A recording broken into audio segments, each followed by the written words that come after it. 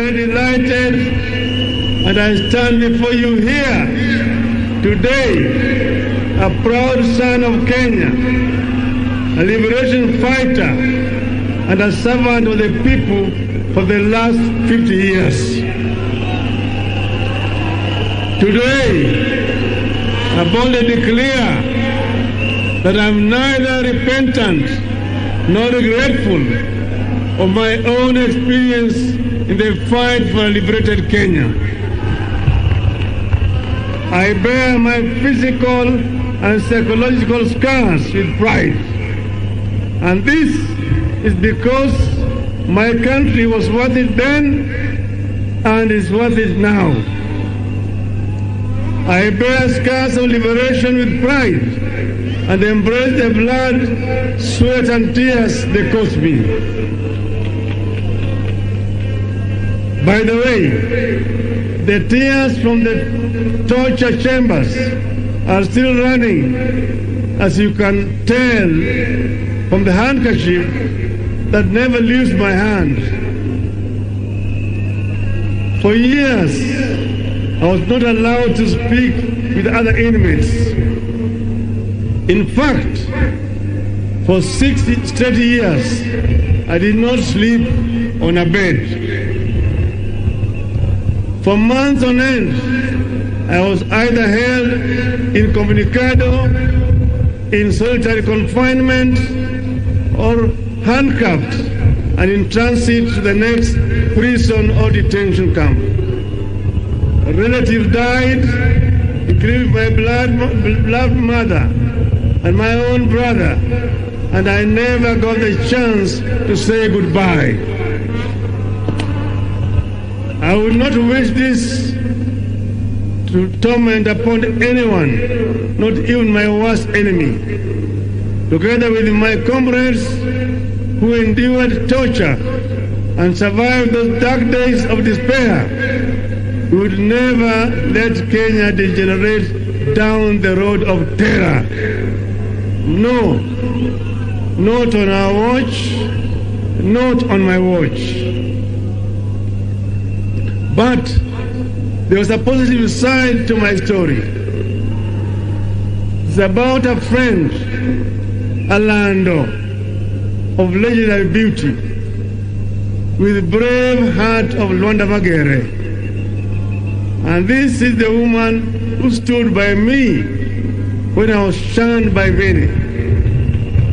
This is the wife of my youth, love of my life, and partner to death, Mama Aida Betty Nyawira Odinga.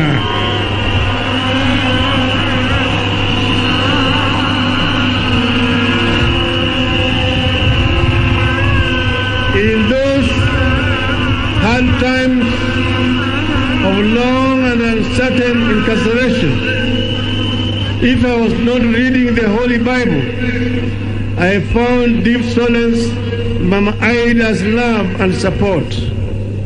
She became a constant guest of the police cells through constant arrest and harassment. I can't thank her enough.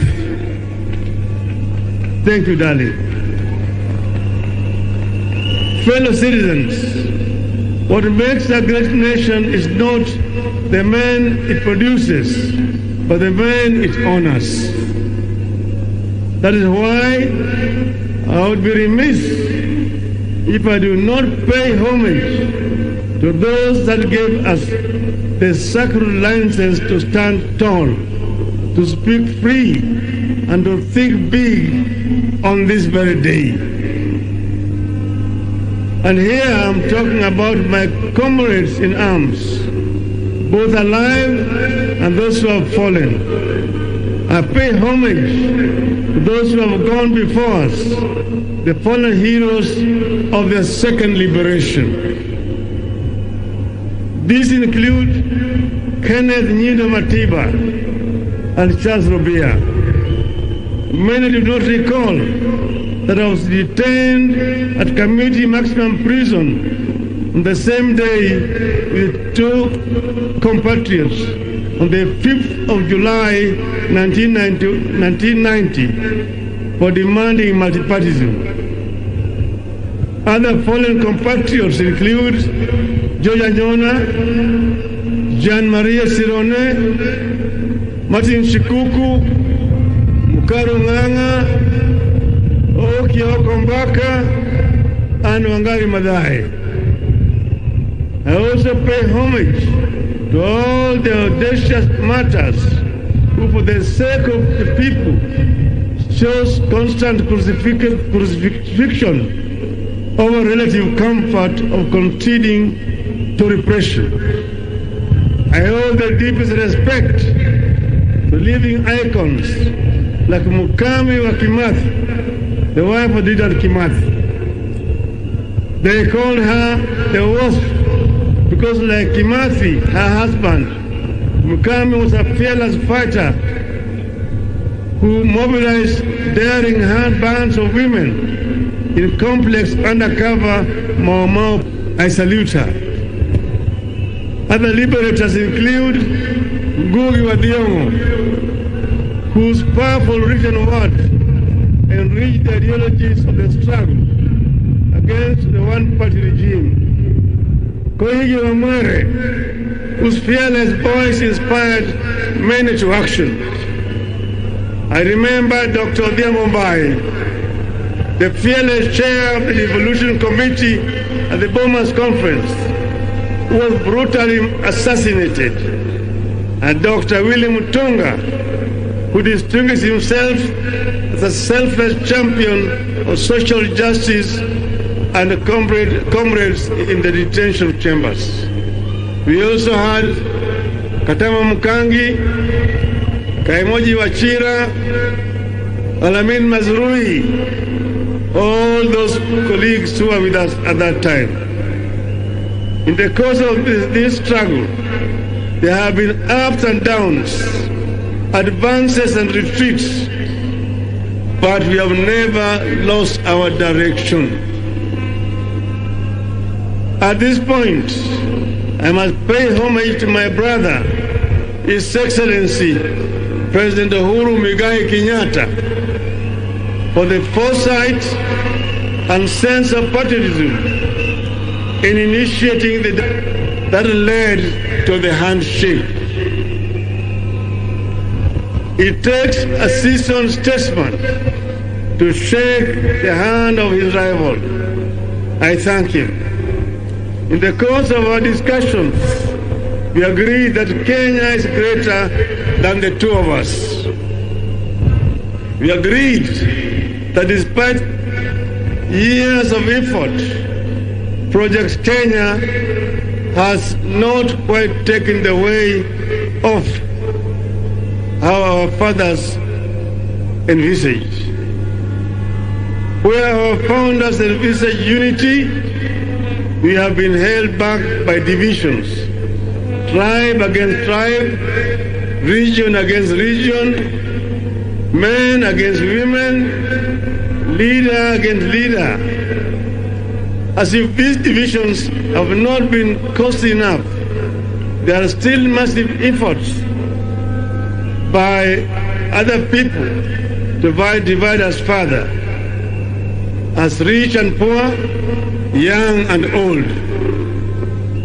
We agreed that where our fathers dreamt of plenty within our borders, poverty has taken deep roots in our land.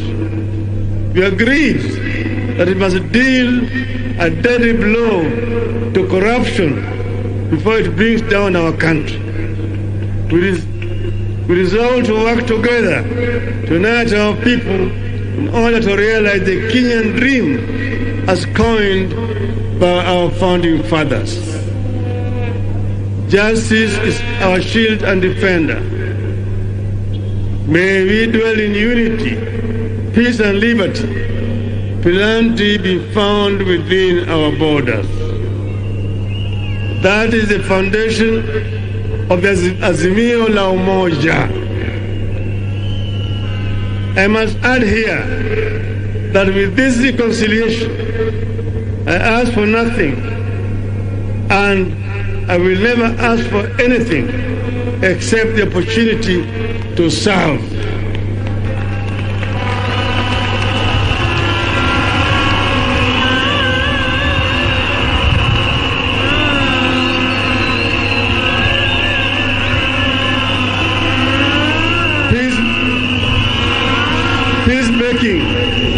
is not a self-enriching enterprise. It is a calling from God. Blessed are the peacemakers, for they shall be called the children of God. Fellow countrymen, let me shift gears now to other stories. Those I witnessed, listened to, and collected on my Azimio la Umoja tour of every corner of our greatest republic over the last 3 months. This meeting today, the culmination of the Azimio la Umoja journeys you have taken together. And you have already seen through the videos some of the issues that were raised during the consultations. Kenyans spoke from their hearts during the 15 Azimio la Umoja Mammoth meetings. At the coast, wananchi reminded me that land issues remain a subject of pain. Many families long for the privilege of possessing family land that they can pass down to generations.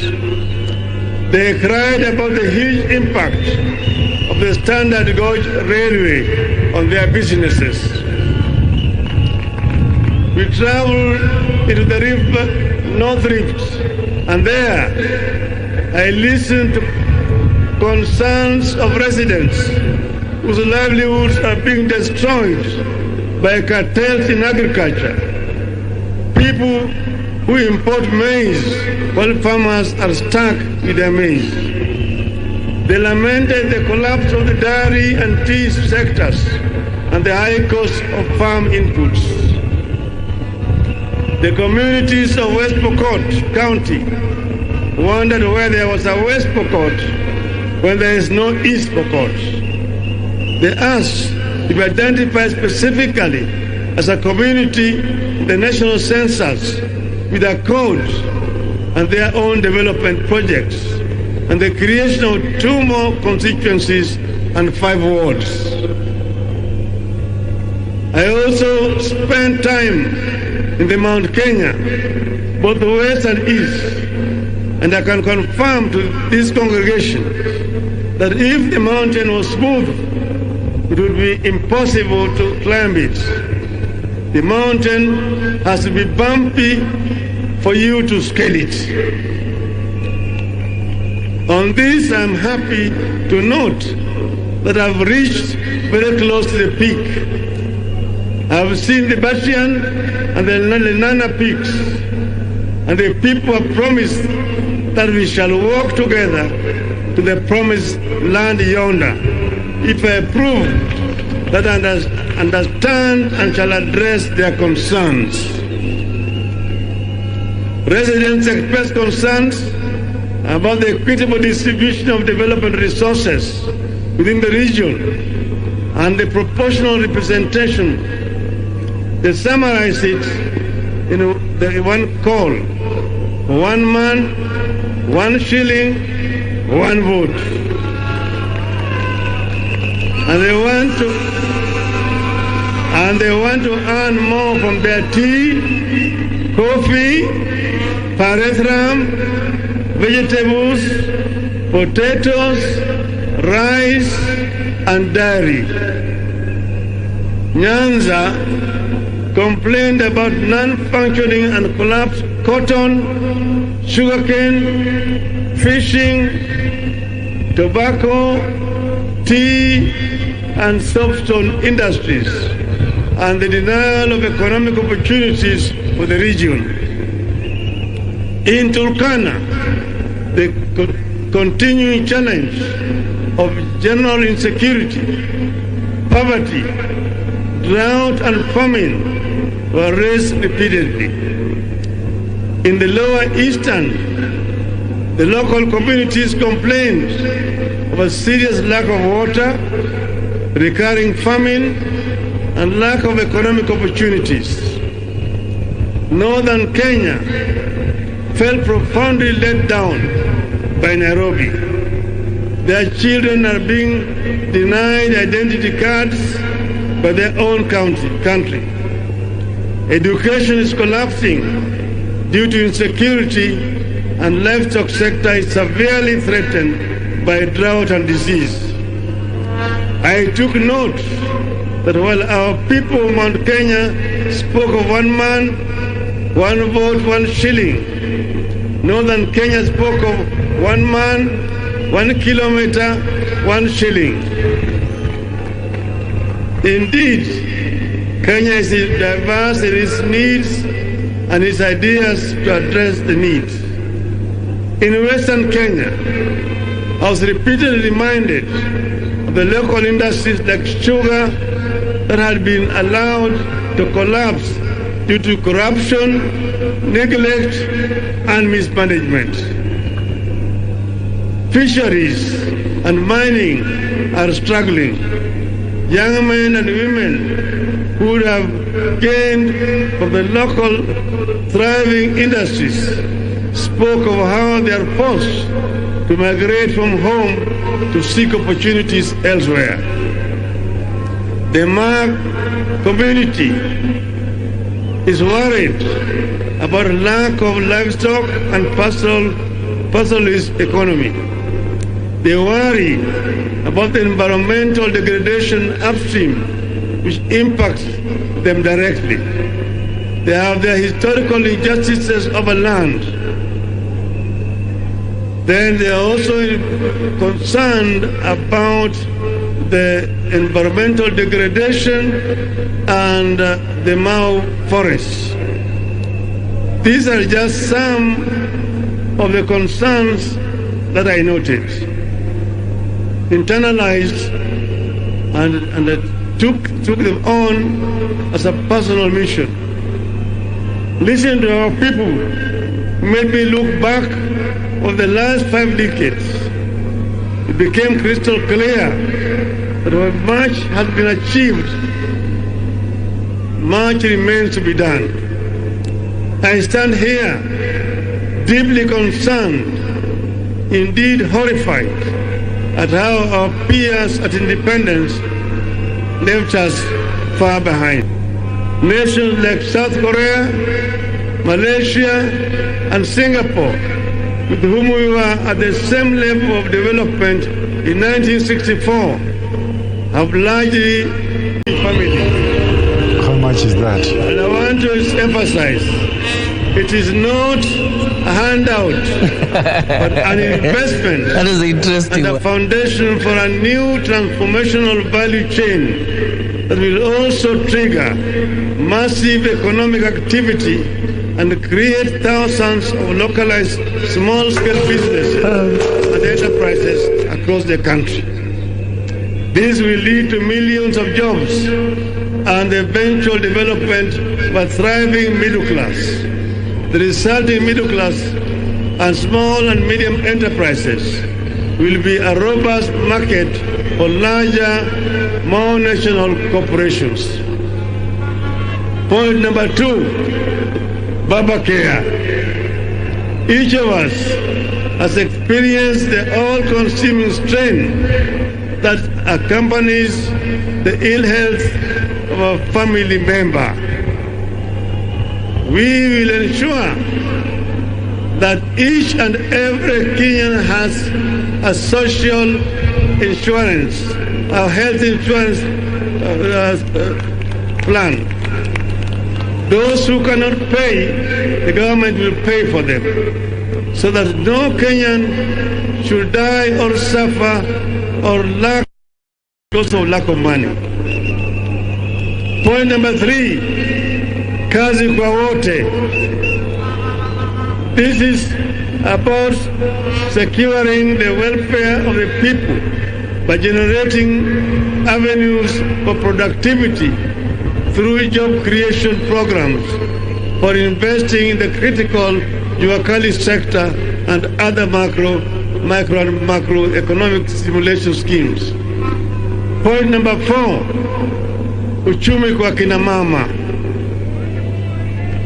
This will focus on the true multipliers of the wealth in our community, our women. The program will unlock access to financing for women-led businesses, and provide support for women and other enabling factors such as access to assets for production, land tenure, and proportional representation in all government levels.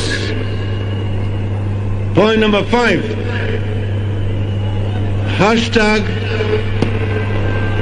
inawezekana. We know that our youth are closer to the future than we are, but they are exploited as cannon fodder for bad politics. Now more than ever, we need to invest in preparing our youth for that future. The program will equip our youth with the mindset, skills, funds, and technology to enable them innovate at par and even surpass their global counterparts. Point number 6, waste not a single child. Education is done. This program be an aggressive scheme to ensure that all, not some of our children, get rightful access to quality education. Point number 7. For northern... Sorry. Point number 7, for Kuzanja. The aim here is not to merely feed, but to generate agricultural bounty that Kenya has the potential to produce. We will factor in climate change, adaptation, and mitigation to support and help realize high agricultural productivity across the nation. Point number 6 is about northern Kenya, where children have dropped out of school because of lack of teachers. We will have affirmative action program to ensure that teachers are admitted at a lower rates so that we can have sufficient teachers to teach in schools in northern Kenya.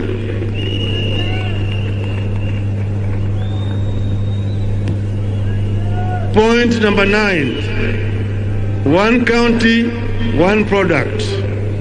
I firmly believe that the idea of devolution in Kenya has the transformative potential of rich mineral mines, abundant oil fields, and other traditional markets of our nation's affluence. One county, one product program designed to be a launch pad to a Kenya which consumes its products, exports excess, and registers surpluses, no deficits. The national government will support materially and technically towards an ultimate vision where the 47 counties will begin industrializing at unstoppable rates. The 10th pillar of my vision has to do with the principles of administrative continuity. By continuity, I mean building and improving on the gains that have been made by the administrations that came before. Africa suffers a retrogressive mindset of starting afresh instead of advancing existing accomplishments. When one administration sets up something, the next knocks it down. This makes many countries in the continent stuck in a constant state of ignition, never making it to acceleration and takeoff. Kenya must not be a start-stop nation. This is a waste of time and resources and should not be entrenched in Kenyan political culture. For example, President Kenyatta's Linda Mama program could not have worked without the construction of health facilities and upgrading of transport networks that we undertook during the Grand Coalition government. The plan for a rapid bus transit system could not have been operationalized without the construction of the Thika and Mbagathi roads. The plan for the Lamu port dates back to 1972, when President Mwai Kibaki was finance minister. It took almost 50 years for it to be launched by Kibaki as president in 2012, as he was leaving office. President Uhuru Kenyatta took it up in 2013, ran with it, and has implemented it. Lamu project is one whose ultimate vision I see clearly. Ignore it squanders opportunity. By another 50 years, to have a world-class transshipment hub that will reap exceptional economic benefits for our country. My manifesto will bear a crystallized description of the 10-point People's Program, delving into workings and plans that will actualize it for the people. These are just but highlights of new programs that we shall roll out to respond to needs expressed at Azimio la Umoja events. Very soon, ladies and gentlemen, I will unveil a detailed manifesto addressing the critical concerns like corruption, public debt, industrialization, ICT and digital economy, promotion and protection of businesses, and particularly protection of private property. Our business community deserves protection, and they will get it. Fellow citizens, at the top of our national government, where leadership is exercised to the maximum in governing and changing our nation, is the presidency. The president makes a difference in the life of this nation. Having listened to your cause during our conventions, giving my credential to this congregation and the nation at large, and having spelled out the people's aspirations as I understand them, and there's Azimio la Umoja, and having given my 10-point vision for Kenya on this day of December 10th, 2021, I, Raila Amolo Odinga,